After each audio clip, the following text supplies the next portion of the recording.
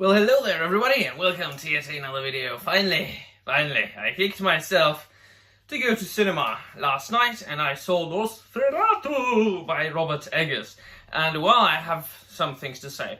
Of course, these things are very much subjective and I have been having conversations with people on the internet since last night, and it seems to me that it is one of those films that will be very divisive, that people either love it or hate it, and it's absolutely understandable. Because first and foremost, this is cinema, right? This is an art film. And Robert Eggers is this way. Robert Eggers makes films because he is a filmmaker.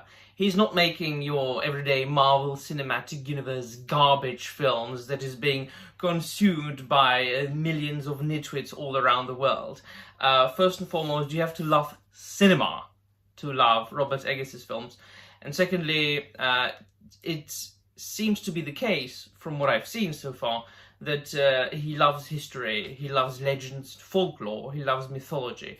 And each and every single film of his that I've seen is based on some sort of legend or folk story, myth, so on and so forth. Absolutely not historically accurate 100%. He isn't a historical filmmaker. As I said, he's more interested in legends and folklore.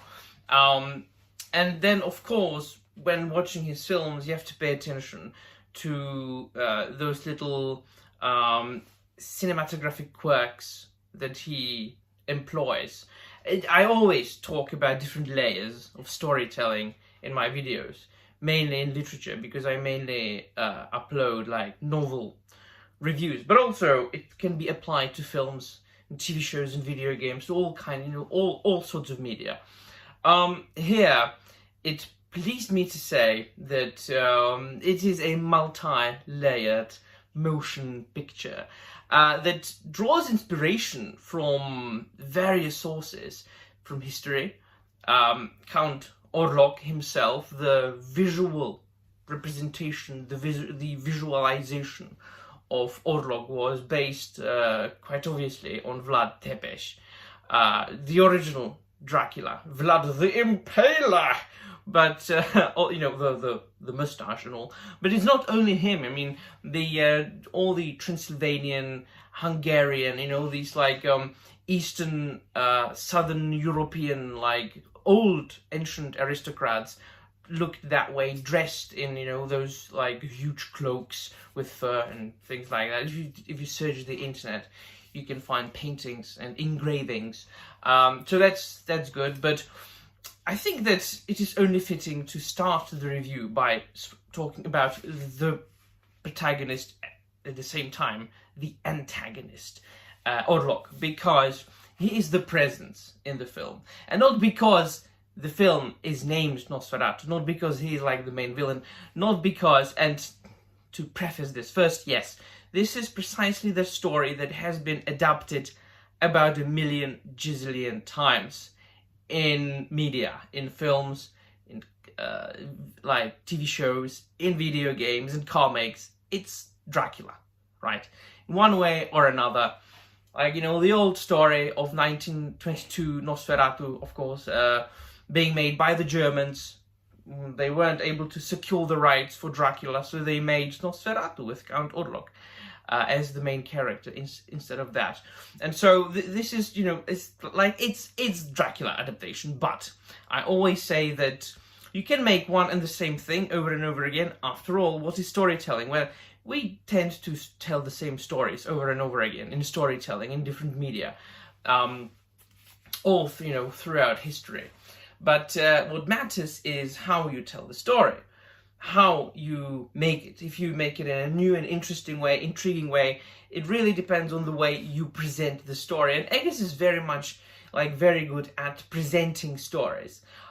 So to go back to Orlok and his representation in that film, he is specifically made to be the presence in the film, in each and every single scene, each and every single frame.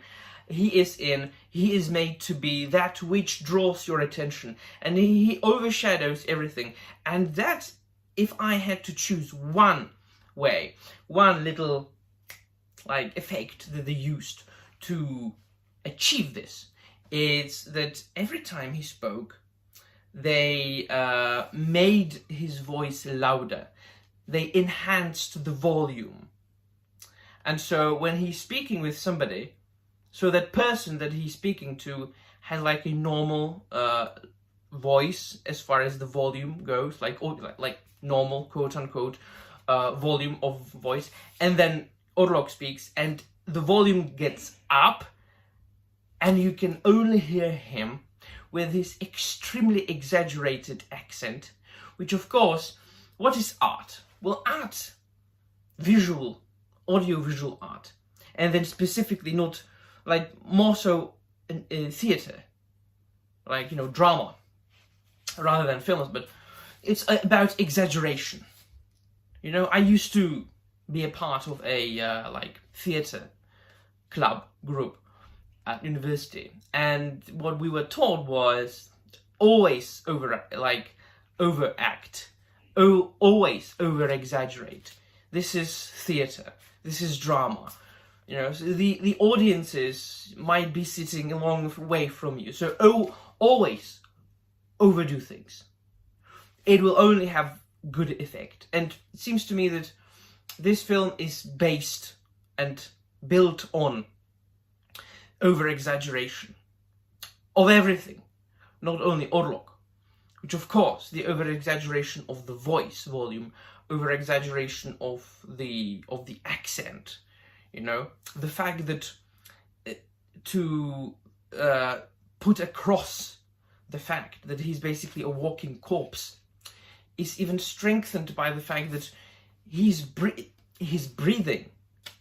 Like, there is not an instance where you didn't think that this breathing comes from a half-dead, decomposed body whose lungs are filled with pus and water and blood. Like, always. And he wasn't only doing like, but that was very, very good. So each and every time, like, Orlok appeared on screen, it's like everything you have to pay attention to. So that's that, of course. The presence. It's about exaggeration. It's about domination. Domination, right? He is there to dominate not only the main character portrayed by Lily Rose Depp, but also to dominate the audiences, to dominate the one who watches the film, to dominate everybody else in the film. The characters, but also the audiences. So, it's about exaggeration, it's about domination. What I also liked about the film, that the way he has to be defeated is by deception and trickery. And it's a basis of a lot of old legends and folk tales. You have to defeat the monster by a trick. And it has been appearing in storytelling for millennia, even up to nowadays, even in modern history. So here, of course, he had to be caught out of his native soil, out of his coffin, until the first cocks crow. And then, of course, we know, there's going to be kind of spoilers a little bit. Spoilers, I will put it in the video title, spoilers, right? So, the ending, we know what the ending was like, right? So he was caught out of, his own bed. There was an awesome scene, let me tell you that. So, there's that. So that was the trickery. So it wasn't that, so we have to hunt down, which was basically what happened in the novel Dracula, right?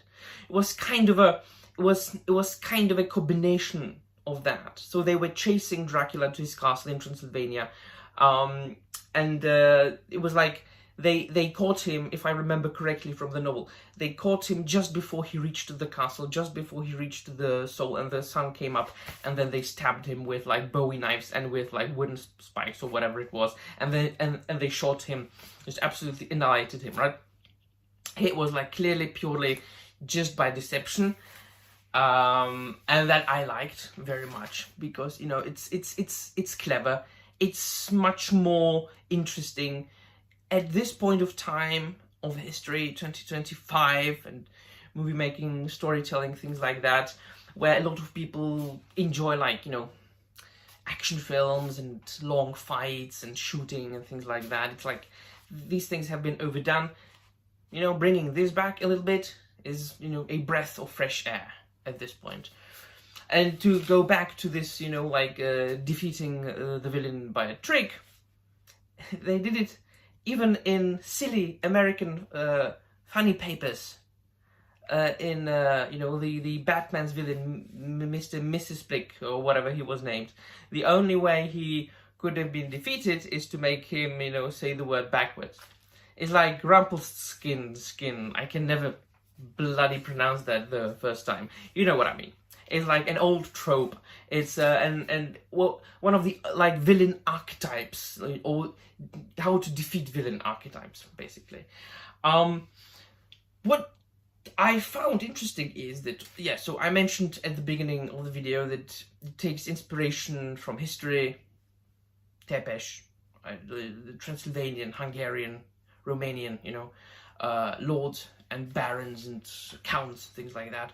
But also, obviously from Dracula, blah, blah, blah, the novel, we all know that, obvious. But also from other interpretations of the adaptations, the original Nosferatu, yada yada. But also, I saw some similarities with Francis Ford Coppola's Dracula. Now, there haven't been many adaptations of the novel in which Dracula would be in love with Mina, as it was in Coppola's adaptation. And they did it here as well. A little bit differently, which I appreciate. Once again, connecting it with like old pre-Christian stuff, you know, and the occult and things like that. I just like these things. So the acting, right? So let us stress the acting. Obviously, as I said, Orlok was the presence, but the Skarsgård, Bill, I think, he was helped, of course, by the special mask makeup guy, by the, you know, like sound editing guy. You know, he edited his voice and he made it louder, things like that, yada yada.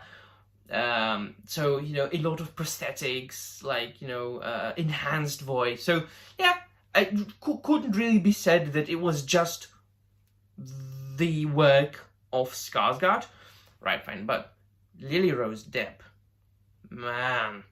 Now, the first thing the first film I think I saw with her was the Kevin Smith film about the walrus. Was it the horror film?